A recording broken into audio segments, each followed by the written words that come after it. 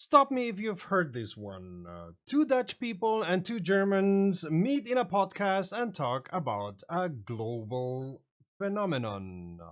The SimRacing Expo post-mortem, or whatever we want to call it, coming right up in our podcast. Greetings from me and welcome to Romcoms, the podcast sharing the joy of sim racing. Today we are talking about the SimRacing Expo 2025 that just closed, and with me are Arnout. Hi. Hey man, how you doing? How are you? Yeah, I'm good. That was a good expo, right? Did you survive the coma from the expo? Well, I did a cold shower and a walk through the park kind of freshed me up for the Saturday. So overall, it was a great experience for me this time. I only went for one day previous years. This was the first time I did 2 days. So yeah, great experience, great people, awesome. So. And Andy Maassen, who those who follow the podcast should know, he is the co-organizer of the Sim Formula Europe in Maastricht. Hi, Andy. Good evening. Everything good? Yeah, you were you 3 days or 2 days at the Sim Racing Expo? I was there on Friday and Saturday, so 2 days. I Mhm. think it was a fantastic venue for this year. A lot of faces with a big smile. So compliments to the organization, the exhibitors, and the community, of course. And last but not least, Michi Hoya, who you all should know because not too long ago we did a podcast with him, which went wonderfully about Le Mans Ultimate and all the tangents that we so lovely take. Hi, Michi. Hello there. Thank you for inviting me to the podcast about the Sim Racing Expo. Before you ask, I've been all 3 days and it was very exciting. As Andy already said, you can only congratulate the community, all the exhibitors, and obviously the organizer of the trade fair show for this massive success. We see sim racing grow, and this is obviously great to see. And this event is the perfect proof for it. For those who weren't there, the Friday was already quite full, but the Saturday, and correct me guys if you saw it differently, the Saturday it was the fullest the Sim Racing Expo has ever been, as far as I could tell. 100%. And I think the organizers themselves did a post about it that they were completely sold out on Saturday.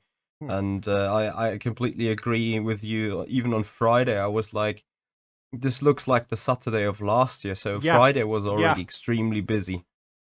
Yeah, absolutely. And the Sunday was calm. It was it was there were not as many people as on Friday and Saturday, but that was to be expected, and it still was quite full and quite a lot to do. And for many of the exhibitors, I know it was great because their voices were already gone. I had to fight the same issue on Sunday. I'm pretty sure that this was the most successful Sim Racing Expo ever. Arnaud, you wanted to say something? Yeah, so it's it was really noisy as well. Like you really had to shout to everyone. Oh, yeah. I mean, it was like for me, I like last year. Yeah, sure, there was noise, but for me, it felt like if you get so many people in that area, it's also quite warm always. In that, with all that electronics and all the screens and all these wheelbases and all these people, they're all like small, like heaters, So that's always something that I think is interesting to see. I mean, the actor racer guys had this Formula One simulation on full noise. Everybody was tired of it. I got money offers to go there and destroy their loudspeakers. I got the impression, nonetheless, that the vibe this year compared to last year was more business and less community-like. Am I right? Am I wrong? I think you saw that last year already. But it's also a growing community as well. Like you see a lot of people coming to the sim racing community, which makes a different kind of people. But I think that's only positive in for everyone. I would tend to agree with your like I had the same perception. It's also because this year the business area was inside the venue instead of like an office next to it like it was last year. But generally speaking, like also from my POV, I had loads more appointments. There were a lot more invitational emails from different exhibitors, and like I'm not sure if you were on it as well. There was this exclusive pre-show thing happening on Fanatec on Thursday evening already. So that was something which was special for a couple of creators and press people because they had some announcement to do. Gave us the chance to pre-record and pre-do some content. But I think with the size that SimRacing Expo had this year, now it's moving to Frankfurt, which is going to be an even bigger venue and more possibilities. That makes total sense because like Frankfurt's bigger. Frankfurt is a more international city. Frankfurt Airport is like literally where all the flights come to. Yeah. And the Frankfurt Messe venue is much easier logistically to reach than in Dortmund. However, that's not the point. What I was trying to say, maybe this would be a great opportunity also for all the business reasons to take out a little bit of pressure and do like a Thursday for press and media people only before opening the venue for everyone from Friday to Sunday. Because what I felt, and I didn't drive a single rig on Saturday because I felt like, I'm here for 3 days. Most of the guys come only for a Saturday. They go into queues for like an hour, and I would be pretty annoyed, like if I'm a random guy waiting for an hour to take a ride, and then there's a content creator, we slot him in first, and like you wait an additional 10 minutes. So you could sort that issue with doing a day only for media people, like they are doing on, let's say, the IAA, which happens every 2 years in Frankfurt as well. I want to ask, who did the Graviton rig from these two Slovenic brothers? Who did this? It was like amazing,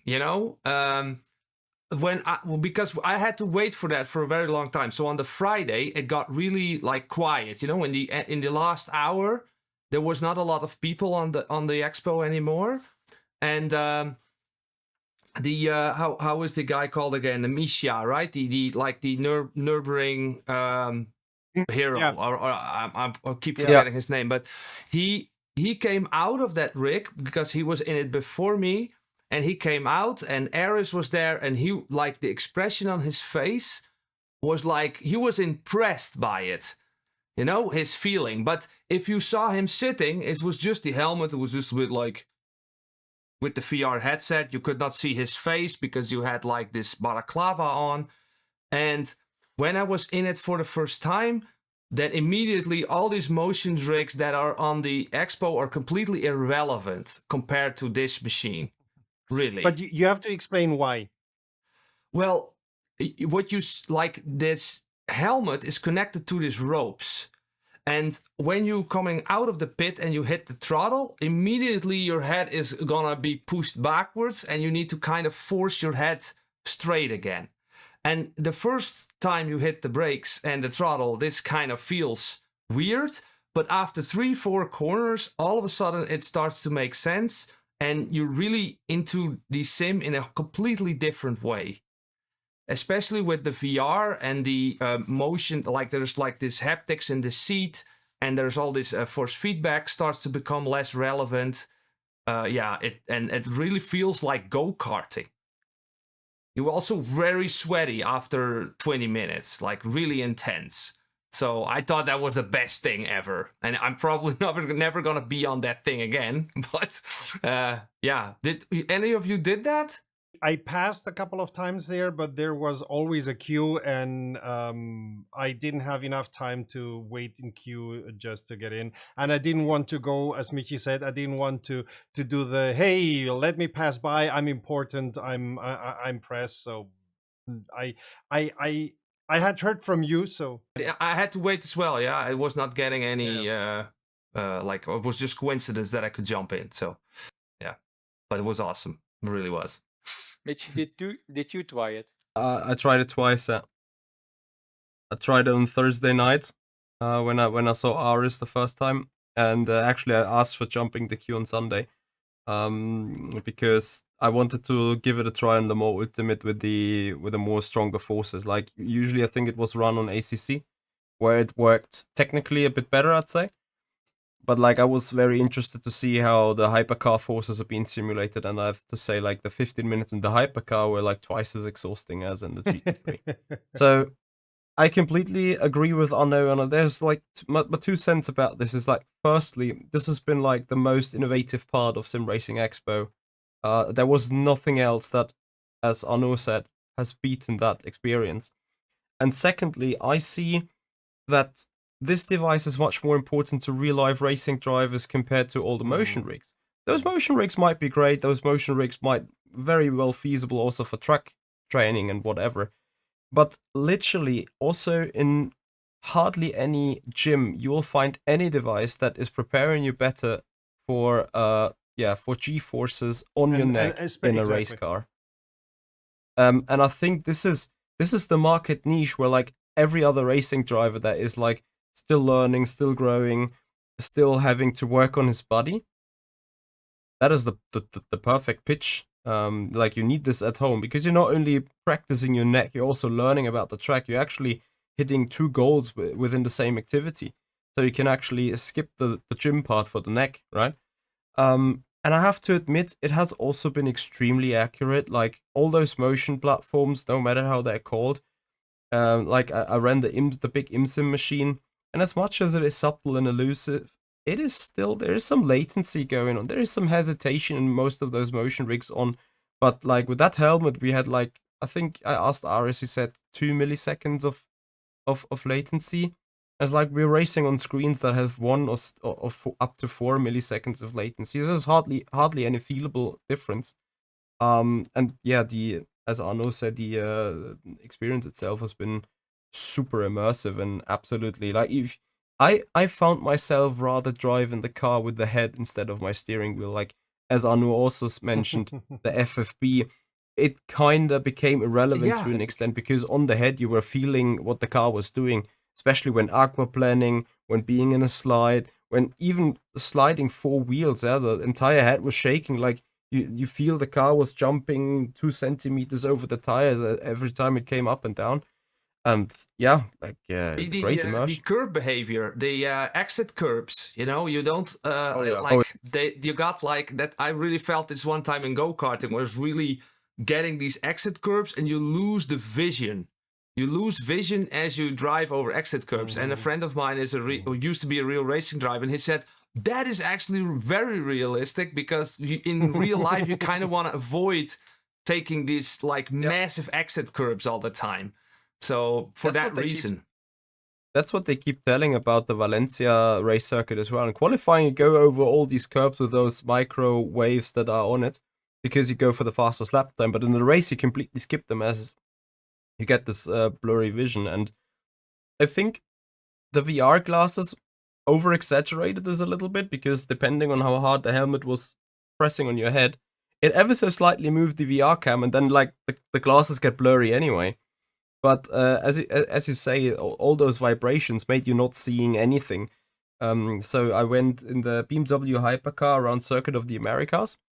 It's like the first sector is like you do 4 corners in a row completely blind. You're just turning in and you vastly see whether you're hitting the apex or not. But it was an amazing experience. I absolutely believe this is exactly what it feels in the real life car as well. Andy, were you on that also? No, but I heard a lot of stories about it, and I think Michi tells it on the correct way, and I think it's already the technique is being used in real racing as well, where they train with it. So yeah, I was also curious about it, but didn't have the time to jump in. Probably will do it another time. But before anybody gets excited of our viewers or listeners, Arnout, what is the price point of that thing? Was it like 250K or something? And then you cannot even operate it single-handedly. So there needs to be someone like managing it, right? So set it up and set the calibration and everything. So it's more as Michi was saying, it's more thought out for professional drivers as part of their training. I think it's great that somebody Did you hear the story about how they started this project? That's also very interesting. No, go ahead. Because these two brothers, they were like playing a racing game, and one of them was holding their head. So I'm gonna fake the G-forces for you as you accelerate and and they kind of made it. It was like a joke, you know. But then at some point, he said like I got really obsessed with it. So every time we were racing, I was like holding his head, and then at some point they just started to create something. And then I asked like how did Aris then get into that project with you, and he said it was just pure luck. But I think Aris saw something that they yet didn't see, or what was possible, or the ramifications of it, because they are working on that project. Aris the ex-ACC guy? Yeah. Yes. Yeah. Okay. Mm-hmm. But they were this project is already, you're looking kind of at a finish line as well. This is already they're building this for multiple years, so now you see it's actually working properly. But I think there's lots of faults and errors before they even get to this point. So yeah, and I think it's a cool project. I think so too, and I had a conversation with Aris about it as well, because I poked him, was like, back in the day when you left ACC, you told me you do something in Metaverse and stuff. And he was like, yeah, this is his actual doing, but this is his side project, because those guys, they got into conversation, and he was so excited about it that he actually joined them. And then I think the call was that they have been in such like elite group. It obviously comes with a huge price tag. I personally don't know how much it costs, but they will. Someone mentioned them. Just why don't you try it on SimRacing Expo and get like the feedback out of the sim racing community to see what they think? And they were like, yeah, we never thought about it but why not? And so they turned up, and I think at the end of the day there were two types of people on that venue. Ones that have tried it and absolutely loved it and said there is nothing better, and the other ones that didn't try it because A, either they haven't had the time to jump on, or B, they were like, I wanna rather keep my head. And I think this sums it up literally about the Graviton in itself. It was an amazing experience. I never thought about like the potential danger that was perhaps behind it. At the end of the day, Aris, I spoke with Aris about it and say there's multiple safety features on it. And I honestly think, yeah, especially with a guy like Aris, he would never put any of his beloved sim racing colleagues in a machine that he knows is not 100% failure proof. So, yeah, that's just my 2 cents to the Graviton. Yeah, but it was something new actually. So it was the only innovation, clearly. Like we haven't hardly seen any VR. We saw a couple of motion rigs. We saw an absolutely overwhelming and overloading amount of hardware manufacturers. Like SimLab had this 39 Newton meter DD wheel, where I'm like, this is completely unnecessary, but it's up to them. Other than that, we had no real big innovation apart from Assetto Corsa Rally or PMR. Rally was nice. Andy, what was one thing that impressed you from the SimRacing Expo? I think like last subject, what we now mentioned was something new, as Michi says. Like a lot of new developments were there, but it's just going on the techniques which are already there. We saw a lot of direct drives, like SimiCube, of course, came with the SimiCube 3. SimLab who has a direct drive now, but mentioning it is a direct drive and improving and getting better, which is certainly good, but nothing new. Certainly, I think on the pedal manufacturers, there are some things new. Fat Black Cat is something new.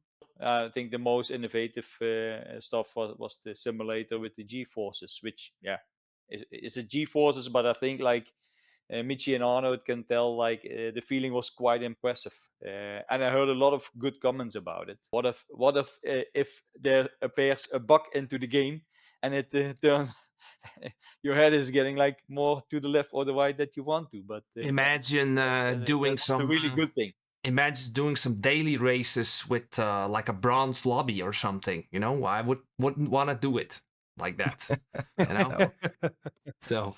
And I think it's also nothing for sim racers. Like Michi said, like I was really exhausted after maybe a few rounds on the machine. So let's see if he can do an endurance on it as well. He did. Maybe it's a challenge. One of the developers did 3 hours. He said they can do it. It can do this for 3 hours. So yeah. But I guess he has so much seat time in it that like his neck is pretty strong in the meanwhile. It's a fair point what Andy mentions, because like as much as we are doing sports, even an esport level, we all know the correlation between stamina and brain capacity, as in also concentration levels, how long you can keep them up and so on. So we do sports quite a little bit, but training the neck never has been part of esport. If anything, you'll train your left leg because you need to operate that heavy load cell brake. Apart from that, the rest comes from the steering wheel and is rather here in the chest area. I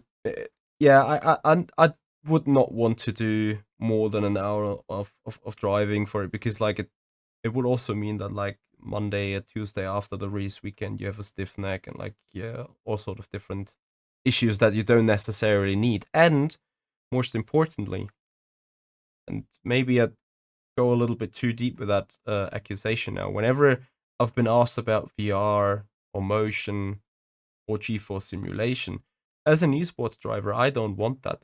Yeah. And I may be hated by... It's only distracting you. It's distracting. And I may be getting some hate from like proper esport driver that consider them just real drivers, but at the end of the day, we have a gamification element in sim racing. It's like you hit the brakes whenever track marshal XYZ is like disappearing behind your pillar on the right hand side, and you try to hit that braking point as repetitively, as consequently, as consecutively and consistently as possible. And every other variable that makes this a dynamic world, such as VR, such as a motion, hitting a bump in a different moment, or hitting it like with 5 milliseconds of latency, because in that moment the CPU is just a little bit slower. It just adds another variable that you can't control or that you have to manage. And you don't want to have that. It's the same with... I get slated off in my stream sometimes. Could you finally turn on the shadows? I'm like, no, I'm not turning on the shadow, because the shadow is a moving variable element. This gives me no information, if anything, only misleading information. So I just erase it. This is how esport and the gamification part about it works. I've heard of esport drivers that even turn off the forced feedback. I wouldn't see why you would do that, but if it helps. Exactly, because then they don't have to fight the wheel, and they know exactly where to put the wheel. Hey, to each his own. Speaking about things new, did any of you try the Sensit seed? Nope. Andy, you did? Yeah, I tried it. Maybe that can bring a little difference to emotion, because it's different and it. But I didn't try it good enough to really make a point out of it. But I think it's a good innovation with and a good price pool as well, to add something for people who would like to have some motion into a rig. There was also this B haptics, which had a vest that you put on, and the vest had different pressure points. I tried it a little bit. It was interesting, but on the in the 10 minutes that you test through such a device on the expo, you cannot find out a lot. But it could be interesting, although I think it's more interesting for other VR users than for sim racing. But I would have to test it, that like do a full test of it. Did any of you test those B haptic vests? No. Nope. Anything else that impressed you, that moved you, that you found interesting? I have a question. Did anyone tested the BDA shifter? Because I didn't. Yes, I did. I did, and I had severe issues getting the gears. And then at one point, it stopped vibrating altogether because it got a power spike from the power of the expo, and had to restart the whole system. So they told me it's a prototype, therefore I'm not going too hard on them. Prototype is a prototype, But after about 5 minutes of racing, first they told me don't go so hard putting the gears in, do it gently. And after that, not even doing it gently worked. So the thing was not working completely. They still have to clean out some of the issues that a prototype, because it's a prototype. This is so special then, this special gearbox then or something? Is it because I don't get into these things? The thing is that that system, you can change the configuration of the H pattern via software. Ah, okay. And there's other things that you can do via software, and also it vibrates at the moment only when it's on neutral. The stick vibrates, and I told them, well, but if I'm in a real stick car, the stick vibrates all the time. I tested it. It sounds like a good idea, but I think they want to go out with it into the market in March, like Q1 26. They still have a couple of months to work on it. Not too much for me at first because I'm hardly driving any historics, and secondly, I would race NASCAR with my Formula rim, so I'm all about practicability and not about immersion in that sense. One thing that I found sad at the expo this year was that there was no women's corner, contrary to what was last year. Last year they had a big space that was specially and specifically to get women into sim racing, or to allow women to sim race, and they had a couple of coaches there. And this year they didn't have it, which is strange because last year, every time that I passed that women's corner, it was full with girls, women, young women, older women driving there and having fun, just racing. I found it sad because, in my opinion, last year it was a good turnout there. I tend to agree and disagree at the same time, because on the one hand, I totally get your point where you're coming from, and I think it's a great initiative to get to make a space, especially where women can show their skills, like where women are being promoted in sim racing. However, I have to admit that I think in sim racing we do not have the gender issue that we would have in real sports, right? Like, sim racing is a lot less physical. Yeah, but the issue is less the physicality, the power or the energy that you have to put, but the way that other sim racers treat women. We know that gamers are not exactly the kindest towards women, so that is also sadly an issue in sim racing. That is absolutely, sadly, a big issue. But this is exactly the point where I'm kind of positive about it, that there was that specific place. Because what do? You in the moment where you put the women into like a safe space, you also leave them the option to like grow, to get over it, to not get over it, but like to show what they can do.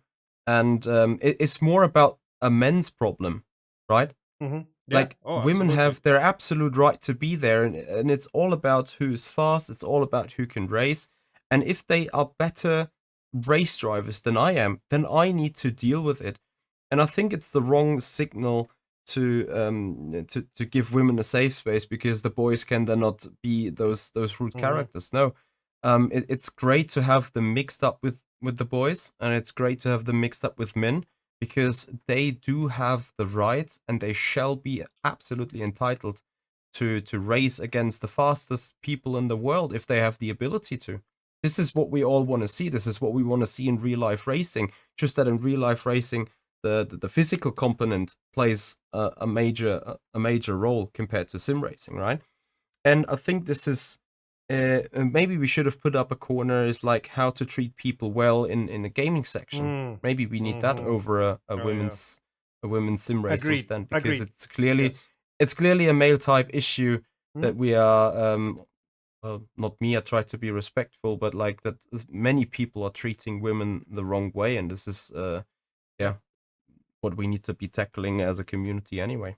Yeah, agreed. Who of you tested Assetto Corsa Rally? Well, I'm not like, I don't really care about rally to begin with, but Yorkie 65, he approached me on the Friday night, like come visit us at their stand tomorrow. Have a look, give it a chance. See the feeling, what you get, and all that stuff. And I am absolutely a horrific rally driver too, but because I'm such in GD3, right? I don't really do anything else than that. But the feeling that I got from AC Rally is I'm at the point now that I'm looking at my rig. So where do I fit this handbrake? And I need a round wheel. Yes, because and I'm not like, I don't know if it's good because I have nothing to compare it to. But the few sections that I did properly, or at least it felt to me that I did it properly, I got a Assetto Corsa feeling of this satisfaction you get when you do it right. You know what I mean? I had this with AC, I had this with ACC. Whenever there's some sort of an X factor of satisfaction you get, and some people feel it, some people don't.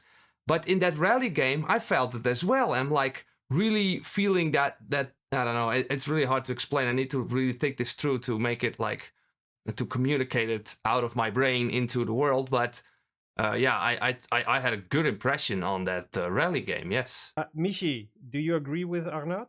To an extent, yes. Like I'm having actually the same background as him. I'm not into rally at all. I know that they're great drivers and it's a great technique, and I'm certainly pulling my heads off going blind with on the mountainside with 160 kph, trying to do the stages as fast as possible. But like my 2 cents from the game is it started to feel natural quite quickly. Like after like 2 or 3 minutes of driving, you kind of had an idea what the car was able to do. And once you actually kind of listen to your virtual co-pilot that you have in the game a little bit more closely, I think you were quite good able to master the stage and drive it well. Yeah, like from that point of view, I can't also put it into context as in, will it be a good game, will it be a bad game? I think generally out of the box, what it feels really good. It feels way better than AC Evo. And I have to say, from a PR POV, this is a quite interesting decision to put out an AC Rally. Yes, namely done by a different studio after all, or like by a different publisher. But I think Kunos hasn't quite done the best figure in that entire situation, because all those press releases stated Kunos and 505 games. So, as a non-attendee of the exclusive pre-release show that they did on Thursday, you quickly get the impression, so AC Evo is now on version 0.4 and you're announcing a new game. What does that mean for AC Evo? I was able to test it on the one side on the ImSim Gara that they had there with 60 OF and so on, which was lots of fun. I always have fun on those ImSim things. I only wish that I could have the small change that those systems cost. And then I was able to test it also while testing the Initium from Asetek. And I gotta say, I was better driving on the Gara than I was on the Initium. I'm also not a rally guy. I have, but it doesn't matter. I'm bad either racing on ACC, so I'm as bad racing on any rally sim. I liked it a lot. I thought, at least on the Gara, I had the impression that it was a little bit too easy. Maybe it was set up easily, or maybe through the whole movement and haptics of the Gara, it made it easier.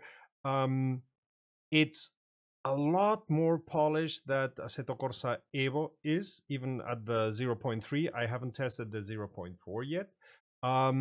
And one of the jokes that people were doing at the expo was, it's clear that it's not been done by Kunos because it works. Did you saw the guy walking on the course. Yeah, exactly. I was gonna say that sometimes the people are in the middle of the road when you're coming near to them, and then they jump out of the way, like in real life. You see that spectators in real life also try to see, oh, is there somebody coming, and then the cars come towards them at high speed. So that was also a fun detail. Absolutely. I didn't spend too much time. I don't know. I think I was 10 minutes or 15 minutes on the Gara, and another 15 to 20 or maybe half an hour on the Initium. But still, it looked like fun. Graphics were great. Force feedback on both systems that I was using. The Gara had the SimuCube 3. The Asetek had surprise. The Asetek Initium was also quite good. So it was quite an interesting experience, and I'm looking forward to see what they do. Does anybody know if there is a date when it comes out, and which is it? 13th of November as an early access. That was an early access version? It's going to be an early access version, yeah. Well, compared to the early access of Assetto Corsa Evo, that was miles away from them. It's a PR disaster for Kunos from my POV to market it like that. I get the impression it was not a decision from Kunos, but a decision from 505 Games.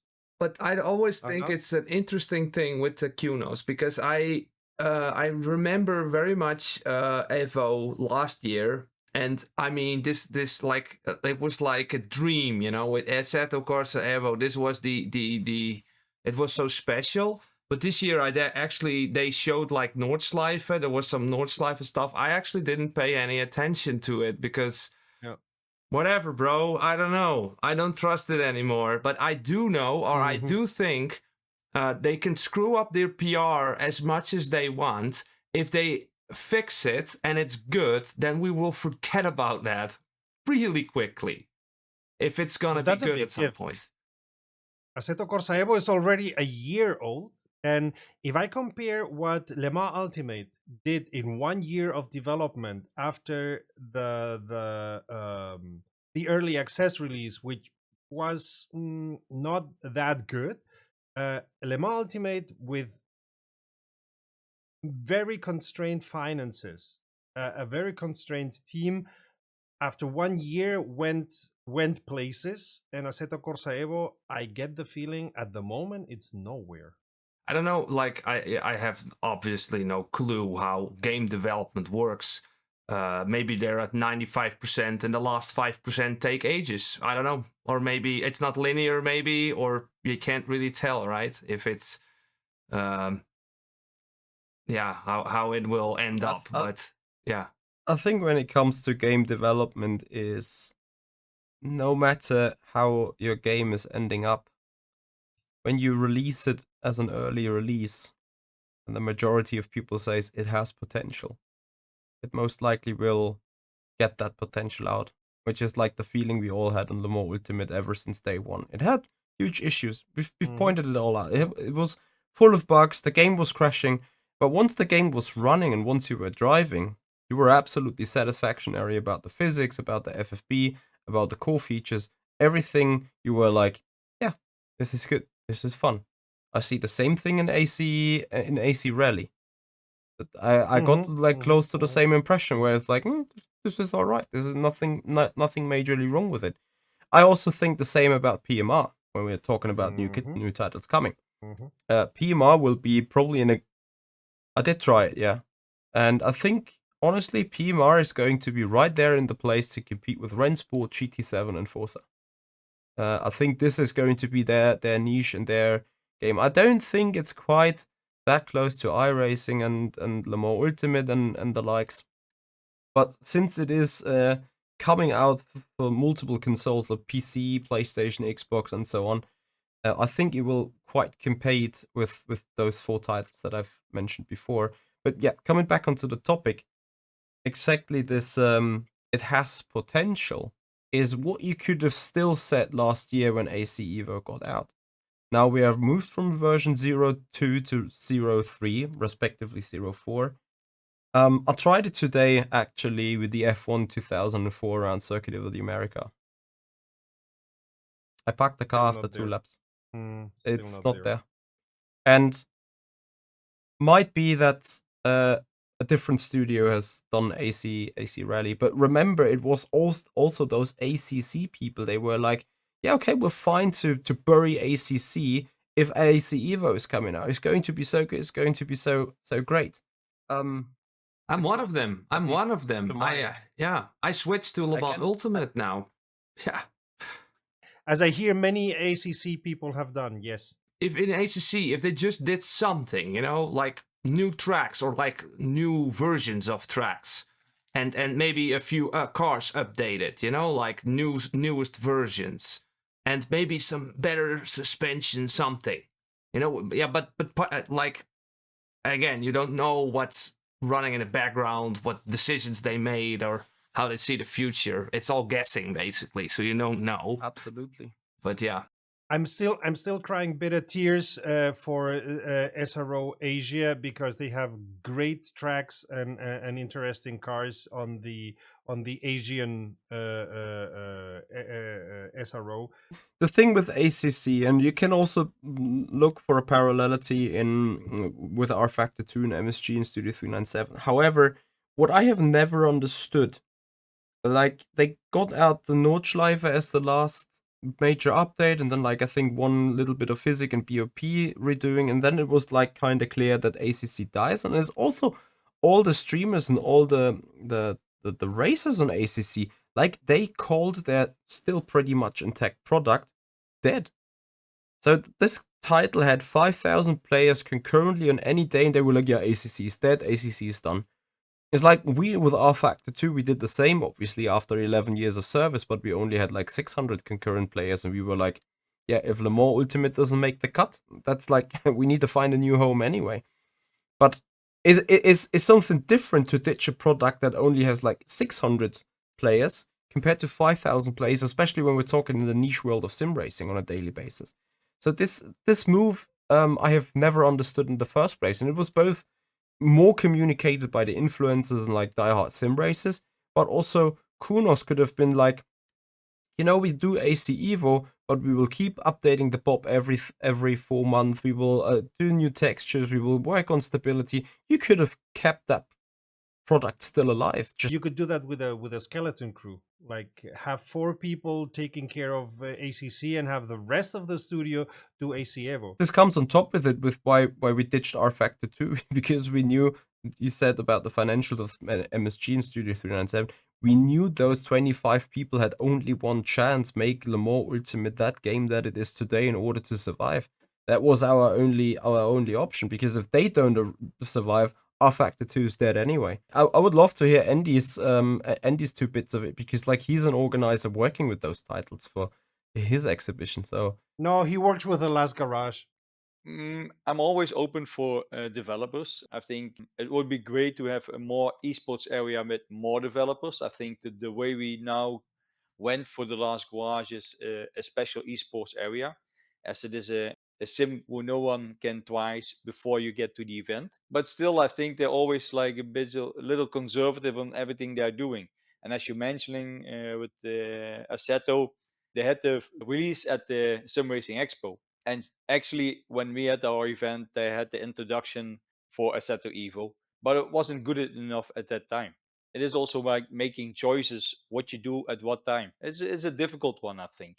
But I'm really curious about the next 2-3 years, which sims will survive and which will be good. I think Le Mans Ultimate certainly went a good direction, as you can see on the player data as well.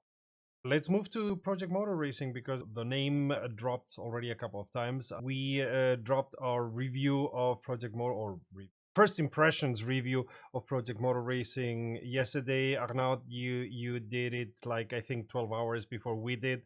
So before we two say something about it, Michi, did you try Project Motor Racing? You said yes. What's your impression? I mean, as I already mentioned, it's going to, from my point of view, compete with Rennsport, with Forza, with all these things that are available on console and have crossplay enabled. I do think that it is in an all right shape. I think it's a full release they have announced on the Yes. 25th of Yes. November. Mhm. Personally, I would have gone the route of early access. I think it is not quite finished to an extent. You know, they have heavily focused on older historical cars as well, but they also have the moderns, the GT3s, and the hypercars. And I have to admit, in GT3 and hypercar configuration, I think it lacks a good portion compared to like the prime of the You mean of branch. cars? Yeah, like the GT3s and the hypercars, to me, they are not driving as clear and as close to the real world cars as in compared to iRacing Le Mans Ultimate as of right now. I know this game is still under development, still can has the chance to change, but I don't think even this is in a bad way, because after all, the GT3s and also the hypercars that I've thrown, I'm a modern car enthusiast. They drive all right. They give you satisfaction. They give you a good time driving the cars. But I think where they've really nailed it is the historics. To me, that Audi LMP car that was also in front of the big JCB tractor, that car in the game to date is the most amazing car to drive. Like, you feel the historic part with the gearbox still flipping a little bit. You feel it works a lot in the rear end. The force feedback to me has been like the most pronounced and the most communicative on that particular car. And I remember jumping in the first 3 or 4 corners and be like, man, this is fun.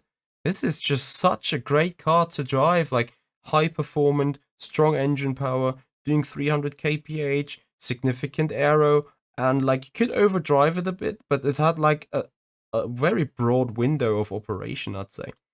So I think with PMR, there might be things that they will get really good in, and there might also be things where they need to maybe like patch it once or twice in order to get it to the same quality. I suppose they're gonna have to patch a lot, because we know how it is. The moment you release something into the public, 10,000 people find $10,000 that 5,000 people could not find, because that's the nature of software development. Yeah. Speaking of which, but I found one bug while doing the test, and I turned around, talked to one of the developers, and he said, "Oh yeah, we know it's already solved. In the next beta version, we'll have it solved." So hey, I think for them, SimRacing Expo was extremely important, and I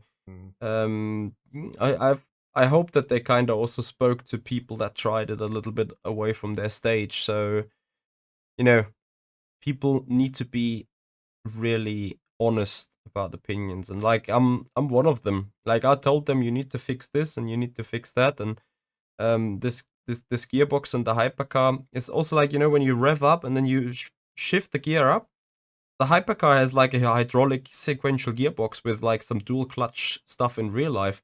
It takes a blink of an eye and the next gear is engaged and it's almost seamless.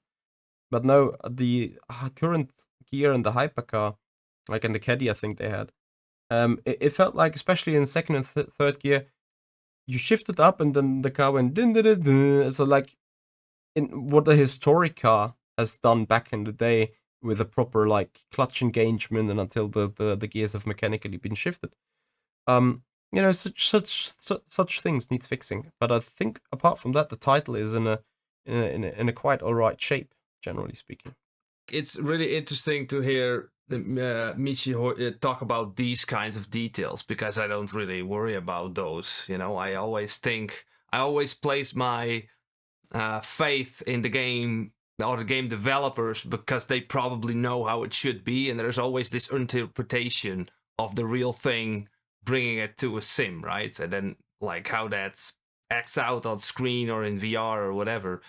From the thousands laps that I did in my Aston Martin in ACC, and the laps that I did in Le Mans Ultimate with the Austin GT3, when I stepped on the rig there on the Expo, I kind of got the same vibe with the GT3 Aston Martin in Project Motor Racing. So for me, that felt like, and we went a bit deeper. We were really tweaking the brake pedal and the force feedback at some point.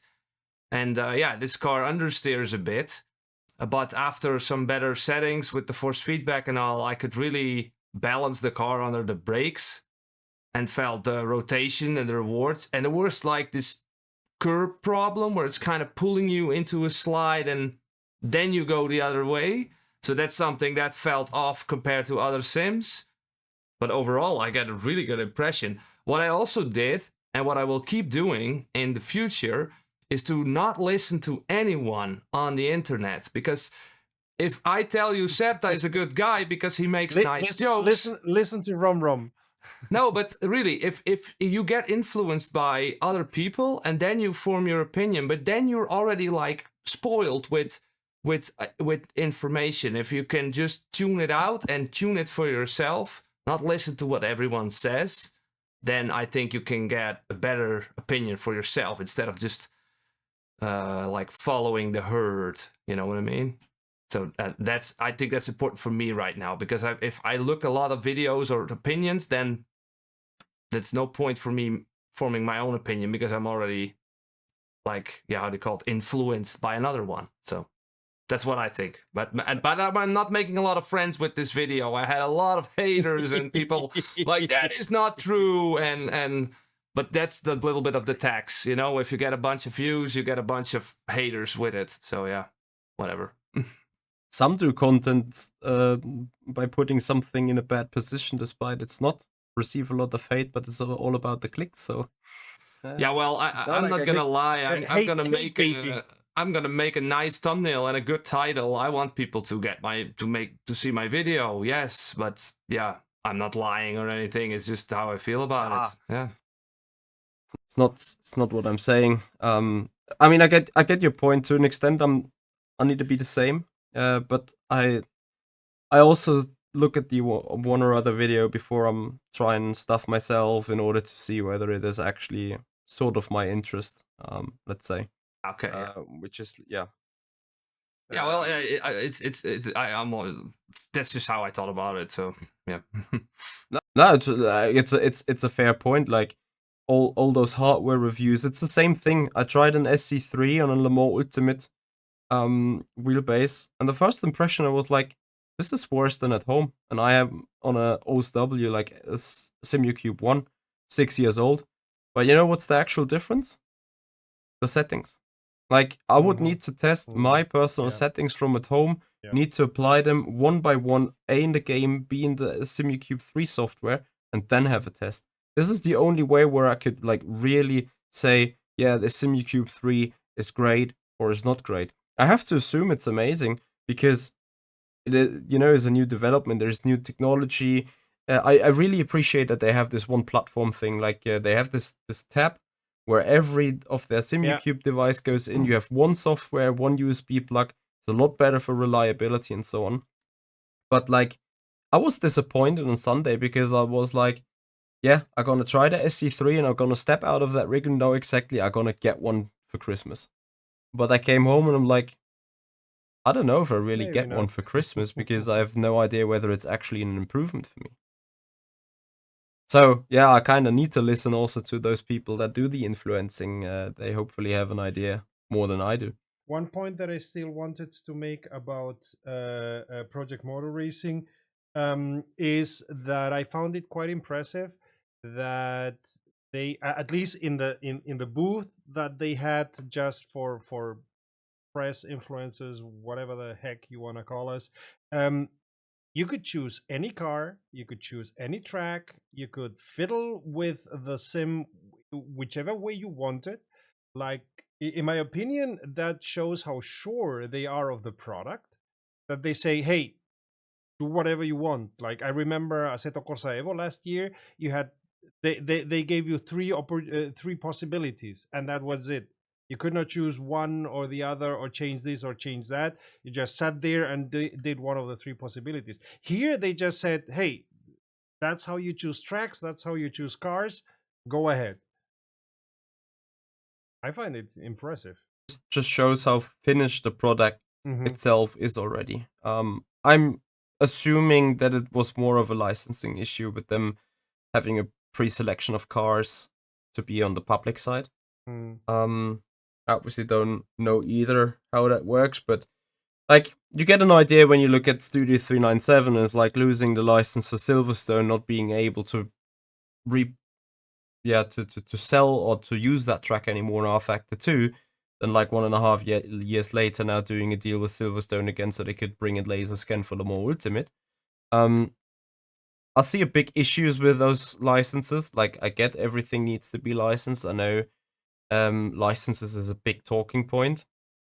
I'm sorry, I know I'm deviating actually from the topic, but you know that in this podcast tangents are the most direct way. So go ahead.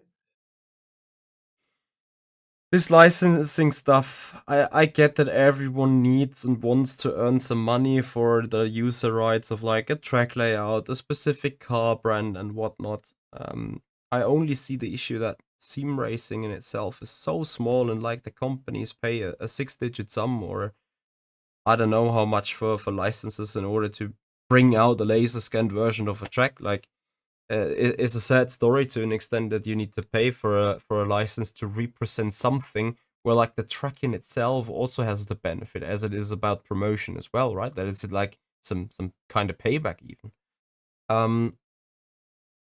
But yeah, those fees are so high, those contracts are so strict, and the power if something goes wrong of those vendors of licenses is so huge that game manufacturers are extremely careful about how they set everything up, which is also why I do believe a couple of cars have been approved, a couple of tracks have been approved, and those have been polished up, especially for the public.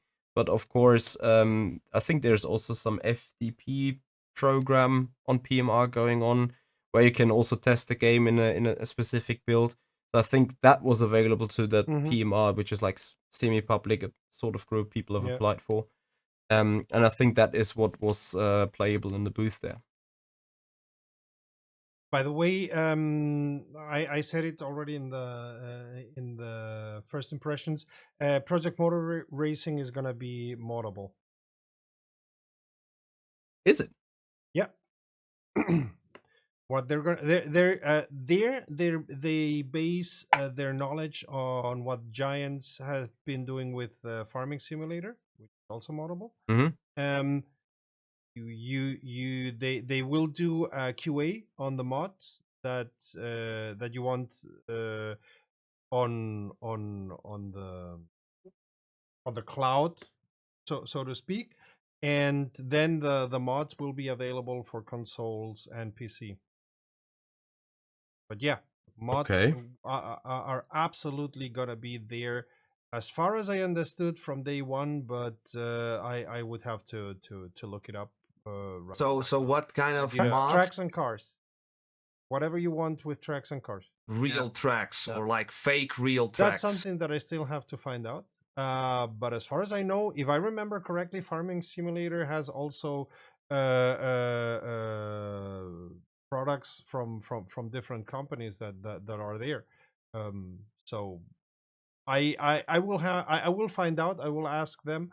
But I had a long interview with the chief development officer, and he said, yeah, mods are gonna be there. There's gonna be a way, because Giants has their way of publishing mods. And VR is not gonna be there until Q1 of 2026. Disappointing, but yeah.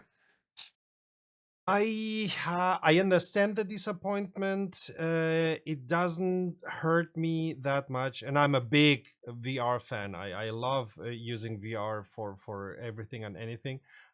But I'm like, yeah, okay, well, they are working on it, so I'll give them the benefit of the doubt. And if they tell me it's gonna be Q1, or maybe it's the beginning of Q2, because we all know that software development sometimes takes longer. I believe them. Do you know it was developed in a way that they from day one they are gonna know, like, how do you sell it? Like, not like VR became an afterthought. No. Remember, these are the same people who in Project Cars 1 and Project Cars 2 already had VR in. Remember that. It's like 90% of the team that has been building Project Motor Racing is the same team that Ian Bell had for Project Cars 1 and 2. Because one thing that I've always said, as critical as I am of Ian Bell, you have to do something right. If you just flip out your phone, call the people you worked with 7 years ago, and the people say, yeah, okay, you're doing another sim, where do I sign? Maybe So- there's good rewards. I don't know. He may be an incredibly good boss. Because as I said, about 80 to 90% of the team that were doing Project Cars 1 and 2 are also in Project Motor Racing, and VR is not an afterthought. VR was planned from day one, but with development, you don't have infinite resources, you don't have infinite people, you don't have infinite money, so you have to choose priorities, and VR got moved to priority 2 instead of being priority 1. As I said, as it's about the same people that did it for Project Cars 1 and 2, and because it's a Madness engine also for Automobilista 2, I'm pretty sure that it was not an afterthought, much to the contrary. From what Kevin, the CDO, told me, they themselves want to have VR finished because they themselves want to race Project Motor Racing on VR. So they are themselves VR fans. You were speaking about SimuCube, Michi, the SimuCube 3, Mhm. and my impression was quite the same. There are a couple of things that are better on the SimuCube 3, but they are quite into the details. The driving feeling that I got after testing the 3 was it's good. It's a step better from the SimuCube 2, but it's not a big step. It's not a milestone. The milestone with the SimuCube 3 is what is on the other side, like this API that they are gonna open source, which will allow any software to address, at the end of the day, any hardware that uses that API. So about 2 weeks ago, I published a video saying that one of the issues that we have in sim racing is that all too often the software that yesterday worked with, I don't know, Assetto Corsa Competizione, today doesn't work with Le Mans Ultimate, and you spend an hour trying to get that software right. If they are able to set up, and because they publish it at open source, the probabilities are high. If they're able to put this API so that everybody can use it, and we have a place, a translation layer between hardware and software that everyone uses, I think those are going to start to be issues of the past. And with that, SimuCube are, in my opinion, 2 to 5 years in front of anybody else thinking about that. Yeah, absolutely. I mentioned it before. They have created this platform and this new also user interface on their software. Mhm. Like you don't no longer need a software for your pedals and a software for your wheelbase and a software for your button box or steering wheel. It's like all in one spot and it's all in one application. So that is an actual benefit. And you not only see that with SimuCube. And again, I divert and come back to a question you've put beforehand. What are you found interesting on SimRacing Expo besides the Gravitum? And that was the company Thermaltake. Uh-huh. Thermaltake is literally the only company where you can get every single piece of hardware that you need for sim racing. You get a case, you get a PC, you get different gaming PCs, you get a mouse, you get you get a headphone, you get 3 different bundles, direct drive and pedals for reasonably cheap price. You get wheel stands, you get a motion sim, you get alloy rig, and TV and monitor and screen stands and other peripherals. Like literally everything that you could want to have for your sim racing rig, you can get it all from one company.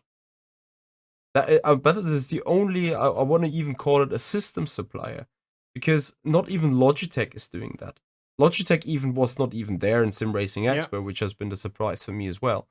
But like Thermaltake is coming in an interesting way with an interesting speed. Like I think last year at that point, no one really had them on the market. And this year they had like a big booth, couple of different simulators, also flight motion sim. Like they had a full flight simulator even with rudder pedals and stuff down there. Yeah, we saw it. And I think that is exactly the route you want to go. You want to be like a system supplier to your customer. SimuCube wants to be the same thing when it comes to hardware, maybe sim racing related only, not too much about rigs itself, but like pedals and wheels and peripherals that need that you need for input into your PC. But also like Thermaltake has an interesting position there. Not that it is probably super necessary. Like, we sim racers, we play puzzle with our rigs anyway. We get the PC from there, that screen, that specific monitor, that specific wheel stand, a different kind of seat. Like we keep puzzling for all our life, so it's kind of refreshing to be like Thermaltake.com, get this, get that, get everything, and like can all come into one box, let's say. That is another interesting take I take away from the SimRacing Expo, is like that modularity that Thermaltake is offering.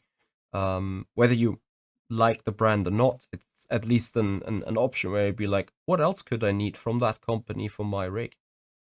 And have assurement of like great compatibility, right? Yeah. I mean, like, if you even if you had like an issue or something, you could just refer back to that company instead of like going through all these different companies. Oh, where did I buy this? Oh, where did I buy that? Or you need support or whatever, you could just go to one place. Also, when you're into buying something, let's say if you were going for a run or you want to go running, you buy the shoes, you buy the shirt, you buy everything probably in one place. So it only makes sense. But yeah, I get your point. Absolutely. And like additionally, and I think this is maybe a little bit of a negative point, we saw this overwhelming amount of pedal manufacturers, wheel manufacturers, hardware in general. I am afraid we will see a pretty big consolidation in terms of companies that will still be on the market in 3 years. So if you buy something today, you cannot be sure that this company is still on the market in 3 to 4 years. Maybe companies like SimuCube, Huizingfeld, Fanatec, no issue because they have a big market share anyway. But like there's so many more new players, like also Conspit, Mozart, they've all been pushing into the market. And you can, debate whether the quality is great or just good or just all right. I personally have no idea about that, but what I do see is like I do see a significant amount of offerable devices on the market for a reasonably small market size. There will be that point in the next 2 to 3 years where everyone got its direct drive, where everyone got its pedals, and because everything is designed to hold and last for years, those companies will not sell more products unless the community gets bigger, bigger, and bigger. But I don't think that the community growth can speed up so much that so many market players will survive. I think it's so interesting. Why are there so many then? Why are there so many people or companies trying to make these wheelbases? Do they know something we don't know? Because companies see a growing market. Yeah. And so I agree with you, Michi. The market is not growing at the rate that the companies are appearing, for sure. But companies see a growing market, and they say, "Oh, I want to have a piece of that market." And that's something that we talked about in our walk through the SimRacing Expo. Then they have to find their unique selling proposition. What do I offer to the sim racers, to the people in this niche that others don't? Many of the Chinese companies say we offer you a good, reliable technology for a quite affordable price. Others like SimuCube say you are going to be part of the big pioneering in sim racing. Others say use this helmet and you'll feel like a race driver, etc., etc., etc. I remember on one of our first podcasts, one of our first romcoms, Ike said that market movements move in around 4 to 5 years waves.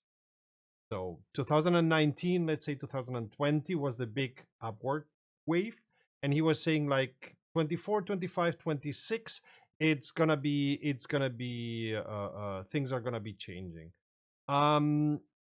I think he was off by a couple of years, but still, I think that he is right and you are right, Michi.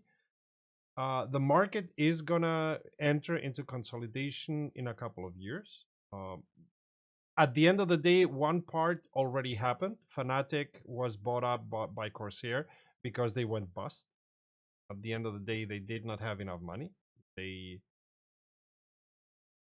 were too successful, if you want to see it this way. Sold more than they could deliver, and then lost a lot of customers because they could not deliver. But yes, I do expect what you are saying, Michi, that I don't know, 20-40% of the companies that were at this SimRacing Expo in 5 years are not going to be there anymore, or are going to be eaten up by other companies. They are either going to be bust or they're going to be bought by other companies who are mostly going to poach their engineers and maybe the brand. But I mean, joint ventures would be a good thing for the community, right? Because like neither of the product would lose its support. Let's say like Fanatec merges with SimuCube, both customers will still be able to receive customer service in the aftermath, as both companies technically still exist. On the other hand, the philosophy of SimuCube and Fnatic do not fit together. But I know what you're saying. I just picked these random. Coming back to what Arnaut said, like he wondered why so many people are coming or so many players are coming up now. I think there's it sounds super stupid, but the reason for that is COVID.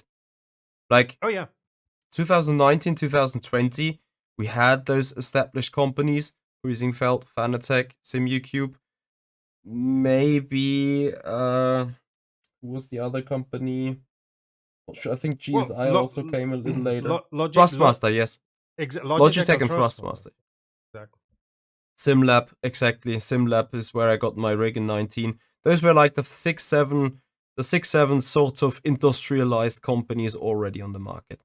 In the meanwhile, we have like 10 or 15 global players more. And I think what have happened, like 21, those companies see there is a market. 22 they started to develop, and 23 they come onto the market, and like now they have a little bit of that market share, have grown a little more, and it's now just 2 years into the business that they are just like going upwards. The same would happen with sim racing, right? That like we went upwards until like 23 before. Right now, apart from the user numbers are still growing, but esport is completely dead. It could have been a business case 2 or 3 years ago. Today it is a business curse that is worse than 2017, I'd say. Return on investment is zero. Companies have accepted or like actually woken up to an extent and have been forced maybe, or also like just grown up and made a rational decision to just see, even if I'm gonna spend 5k to sponsor competition XYZ, 80 people's gonna watch it. That is not gonna create the revenue return on investment that makes it feasible for any company that has to be, let's say, careful with its funds. And that is the esports crisis that not only we, but also like I think bigger titles such as Fortnite, CSGO, and so on. Yes, they are still much bigger. GTA 7, for instance, has like 270,000 million samples. It's like our sim racing bubble would fit 280 times into that number, right? To get into contrast. And I think that is always something that needs to be considered. The hardware that we are now to get has at least like a lead time of 18 to 24 months in full development until you probably can go out to like a B2C customer. The active pedals, the SimoCube active pedals took 5 years to develop from idea to product. From the moment that they had the idea until the product was in the market, it took 5 years. They did a prototype, then they worked on a sales like the first was the proof of concept prototype. Can we do that? Does it make sense to do that? And then after that they decided, yes, let's go for it. And then they made a prototype, like, okay, we can do it. Can we do it in a way that we can sell it for less than 100,000 euro per pedal? Yes, okay. And they worked on that. So it took them that time. It's a long lead time, but of course when you are engineering a product, it's a time that it takes. Absolutely. And I think if you look at load cell pedals or like even sim racing wheels, let's say companies like Musa, Camus, and Conspit, they may have seen the demand on the market 2021, had the idea like that is the market we're going to go in. And even if they are engineering like rather simple hardware devices, like an active pedal is quite complicated compared to like a steering wheel with a couple of buttons in it. Let's say they still have a lead time of 2 to 3 years, then it's like they are 2 years on the market now. I think COVID fits perfectly into that time frame. Yeah. That is like my at least my explanation of why we see so many of them right now, which generally obviously is good. It's going to be good for sim racers in the end, because now they are starting to compete on price rather than quality. Which makes our purchase volume happy. I see the prices of the SimMagic stuff. It's gonna be very interesting. They are gonna have a good price, for example, on the 28 Newton meter 28 Newton meter wheelbase that they're gonna release in the next couple of months. I mean, on that note, it would probably be interesting to hear from Andy as the sim formula, not only as far as I understood covers sim racing, but also flight simulation, right? So there is, I think there is some interesting development there as well. Like we saw on SimRacing Expo, we had like 2 or 3 rigs that had flight simulation running as well. Again, Thermaltake came even with a rig full of flight controls. I think I saw another one somewhere with flight controls. So it's also an interesting step that Sim Formula is taking. But like, yeah, I don't want to like. I'll let Andy elaborate on it. Yeah, you see a lot of hardware producers getting into flight simulation as well, and I think that you mentioning like Thermaltake, PXN is one, but I think also like brands we know quite good will go into flight simulation as well in the next couple of years. I think that's the new market of sim racing. I think that that community grows quite good. And as you mentioned, like COVID really made a difference for sim racing. The market grew actually in a few months to an excessive numbers, which were incredible. We all know that on broadcasting side, which was at the moment a good thing for esports, but after it wasn't that good. I think it will establish now for the next couple of years. I think on the hardware producer side, the companies have certainly availability to survive. Even if you look at the Chinese brands or Conspit, SimMagic, Moza, I think they will be here for several years. They will be gone in a couple of years. I see rather a problem in the motion systems, because they are really getting a lot of motion systems at the moment, and I don't think the demand for that isn't that high. But also like that, if you look at motion systems going to sim racing, but flight simulation as well, I think the market will grow. I don't think we will lose a lot of hardware producers in the next couple of years. I think it will only grow. So I see actually for They didn't come into the market for nothing. And Michi, yeah, I think flight simulation will be the next best thing, maybe. I see the amount, like as you say, the amount amount of people to take an 11 hours flight from Frankfurt to San Francisco on the sim is tremendously high. Like when you browse the web and you see people considering playing the air traffic controller for that, it's like I'm losing my mind. But then I'm driving in circles pretending like I'm a real racer as well. So I better shut up. All right. It's quite of Go the ahead. same. Like we do 24 hours endurance races, which we need a couple of racers for it. But yeah, even you can fly together. Like I think it's and it's amazing how you see how it grows and how the hardware grows and community grows. And I think there's certainly a growth potential for a lot of people on that part. And I think a lot of hardware producers, which we see now in sim racing, certainly we go into flight simulation as well. And I think even in the next year, because it's a market which they have to get into, and it's quite easy to get into. Absolutely. Yeah. Last question about the SimRacing Expo, at least the last question that I have written down. What was the best human, the most personal experience for you? Andy, let's start. For me, it's only like visiting the SimRacing Expo. Like it's always good to have a good chat with the people of the SimRacing Expo. I think we certainly got together in the last few years. So actually being part of the community at the event itself, which makes a big pleasure. And as you know, running an event ourselves, you won't see me at my event. And when I'm talking to Michael as well, like he says, "Oh man, I'm glad when your event is there, because then I can talk to people as well." And so it's a funny thing. I think we have a lot of laughs about it. So for us as an organizer of an event, it's uh, getting the moment to talk to people. Yeah, even like you, like I have more time for you at the Sim Racing Expo than when you visit us in Maastricht. True. That's so. So we enjoy, of course, our own event, but we have more social time on the event from, for instance, like Michael with Sim Racing Expo, and that's good that we have certainly a good understanding with each other, and we visit each other and have fun together.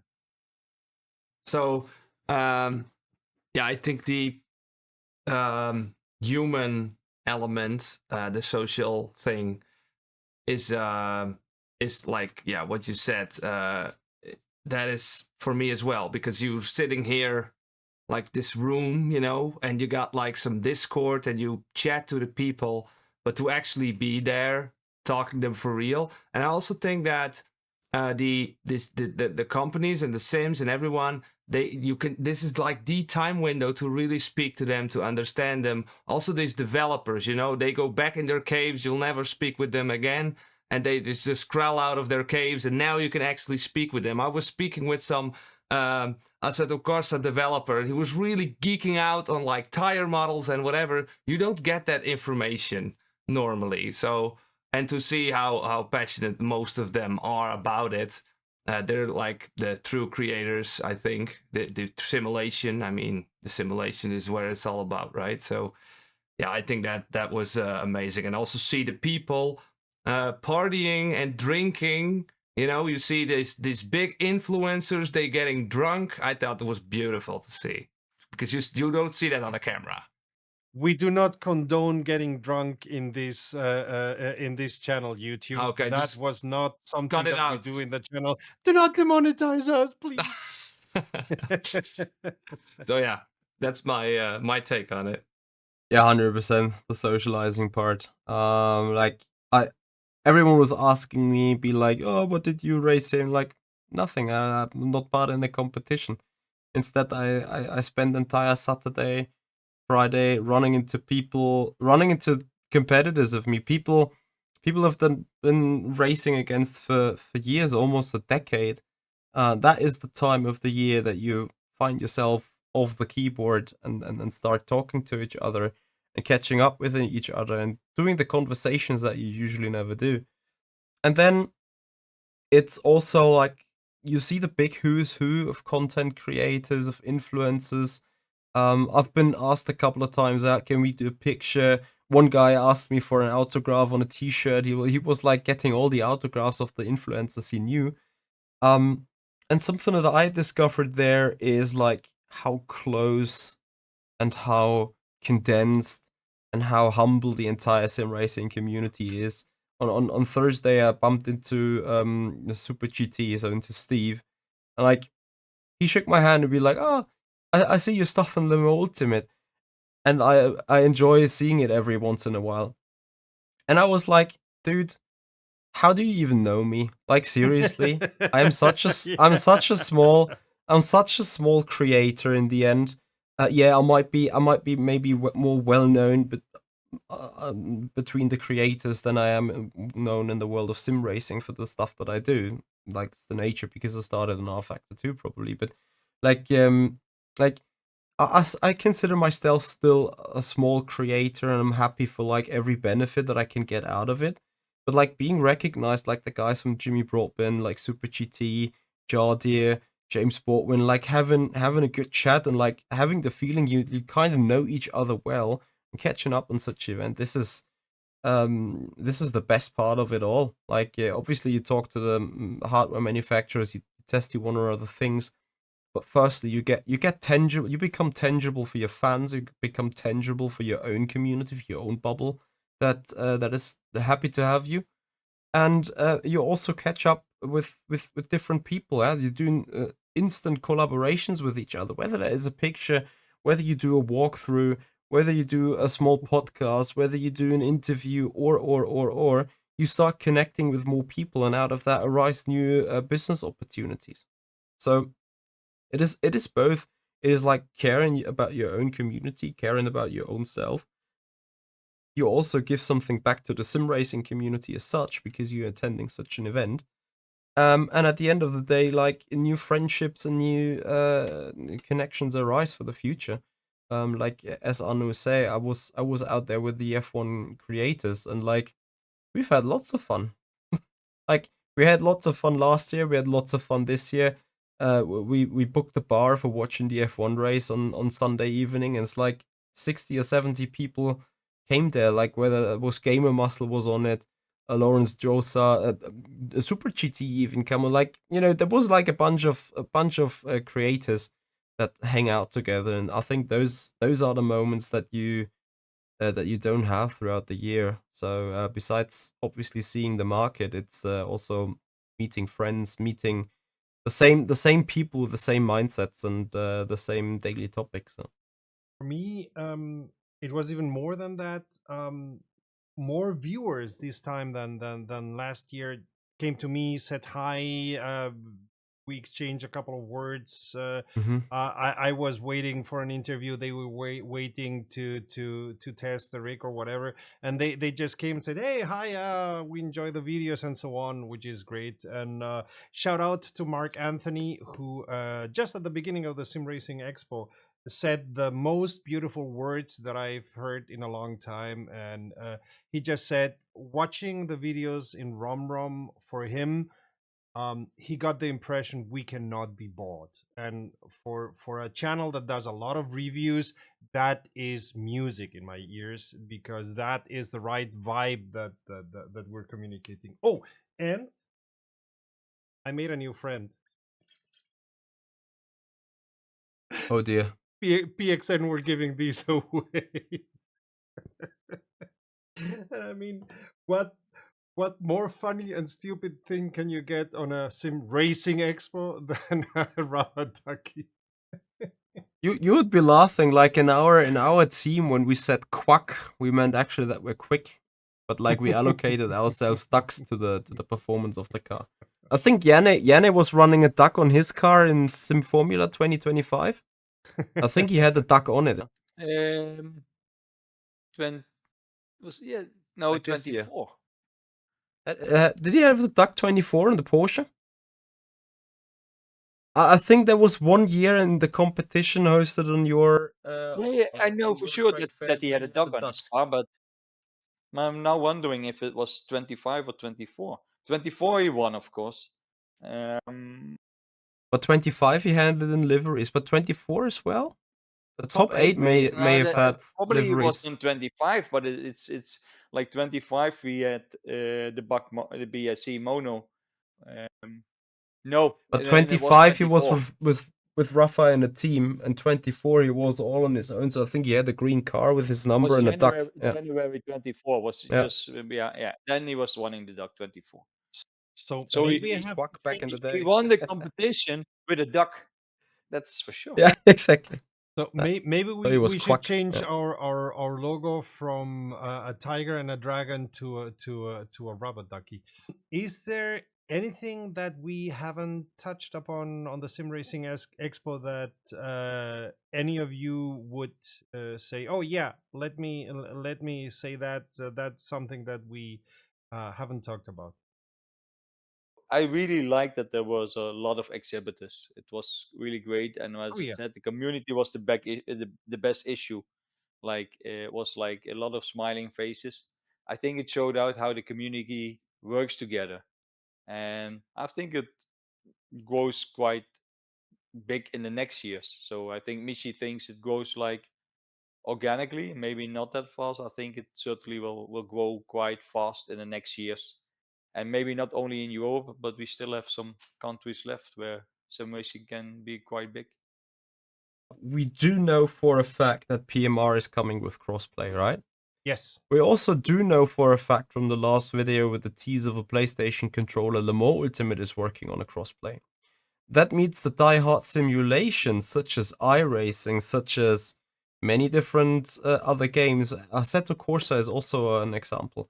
They've started out exclusively on PC because only the PC was able to compute all the values at that speed and so on in order to get a proper simulation out there. However, PS5, PS6, and so on, the hardware is that good now as well, so that they can also compute those high physics fidelities.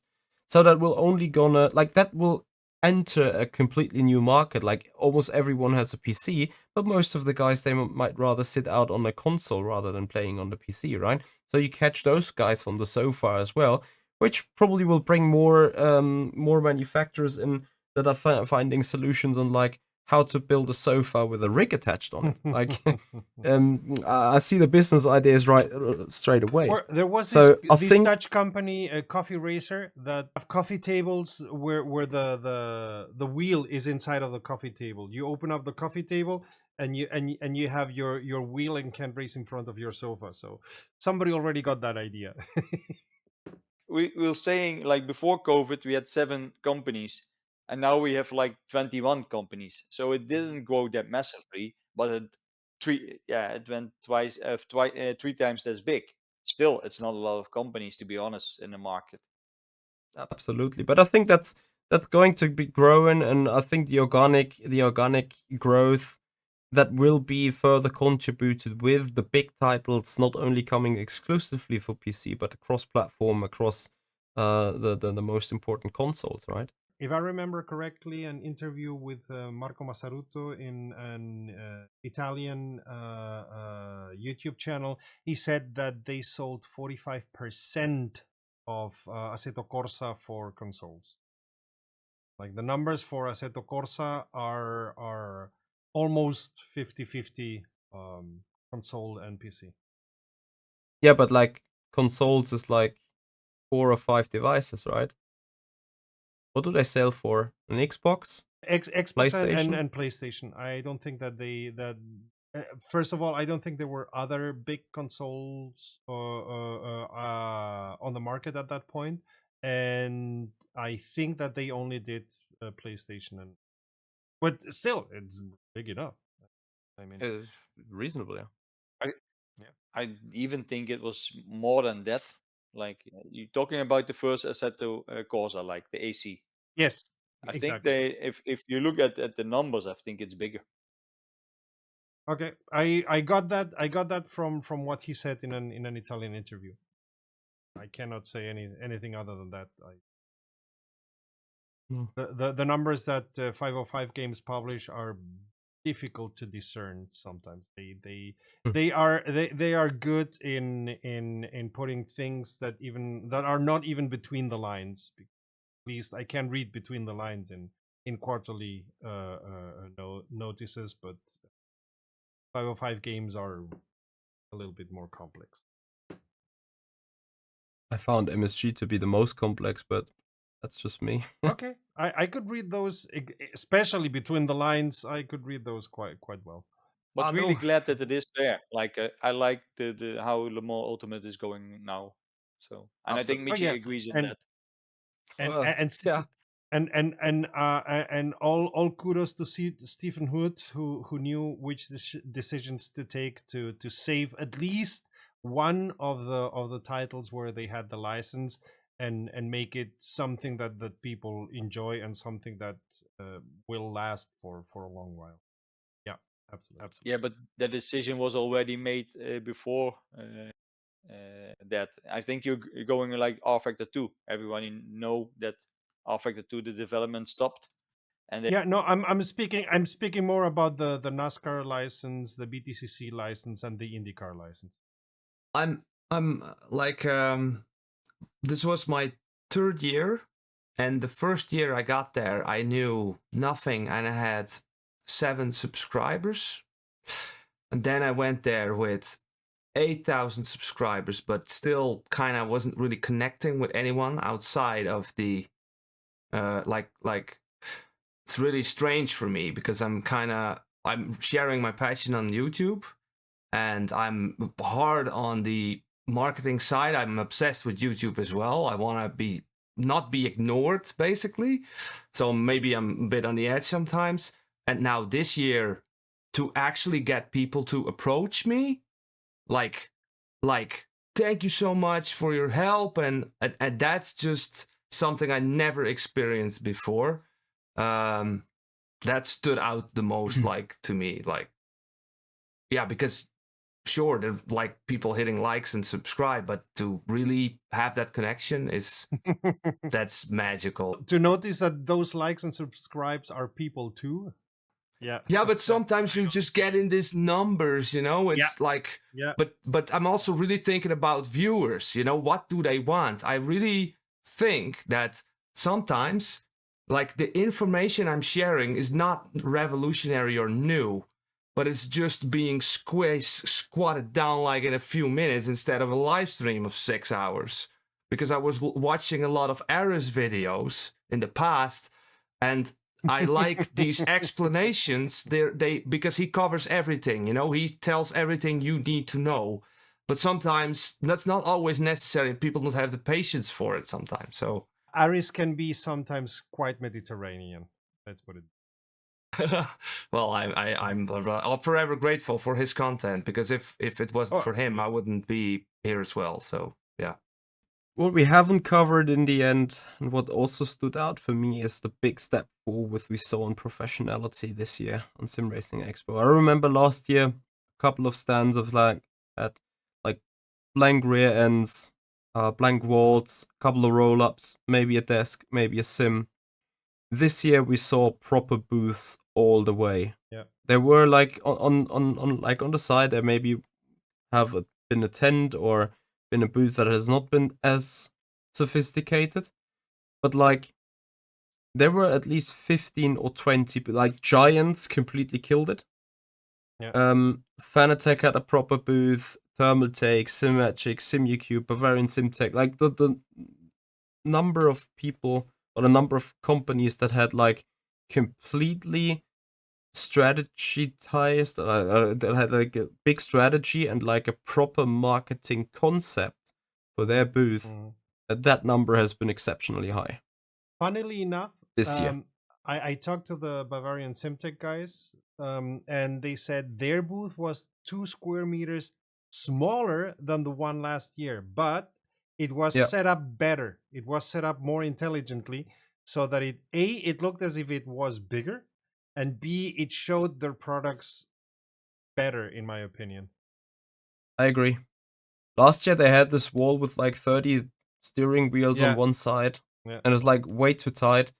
And this year they had this a little bit more clustered. Like also the number of content creators and people that speak about Expo has been much higher. Let's join the next one in January. For next edition, we certainly have some good things ongoing, and we're looking forward to organizing again. And as Michi said, I'm looking forward to the flight area, how that turns out. You have things in your head, but still, it's like, how does it look when it is actually built? Maybe question towards like the exhibitor area this year, or not, like next year when it comes to Sim Formula 2026. Is it going to be bigger? Like especially there was this upper part of the Interclassics this year which you could like only get to via the stairs. And I think if we the simulation part at that area as well, it would be like a more great community thing, or like a great signal towards the sim racing stuff. So does something change for that? Or? There was a lot of things going on, and a lot of things changed for this year as well. The mentioning the part you now said with the first cars, that's going to be a total new area. Together with Interclassics is going to be a supercar area. So we're going to into the modern car part, which brands as Lamborghini, Pagani, Koenigsegg. Actually, and I think a lot of sim racers love that kind of cars. It's a very good introduction to each other. Mentioning like the flight sim. So we're going to 2 levels. So you have the upper level as you know from last edition, and we're going actually a level down as well, where we have flight simulation on 350 square meters as a flight sim fest. And next to that, we still have exhibitors as well there. So it certainly grows on an exhibitor base as well. That's great to hear. Yeah. And I think the connection with the supercar area, I think we have a very nice plan altogether. So from SimRacing Expo to Sim Formula Europe, sim racing is still growing. While we see that there may be some consolidation in the middle term horizon, for now it's growing. It's still giving a lot of fun, giving a lot of joy. Thanks, Jens, for being here, for sharing your opinions. If there's nothing else that comes to mind, I would say until next time, save fuel, collect pickup, and we'll see each other at the podium. Bye!